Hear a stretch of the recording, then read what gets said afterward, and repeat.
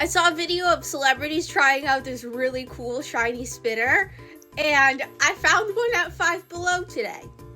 We're gonna try this out ourselves. It's gonna be so cool.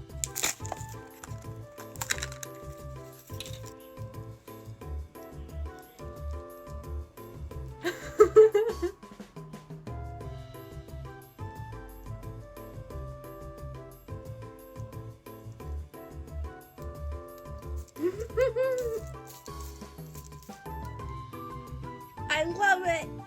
It's so simple, but so cool. This was only $1. To do this for hours. One the celebrities had in their video was definitely a little bit better than this one, because this one was only $1 at Five Below.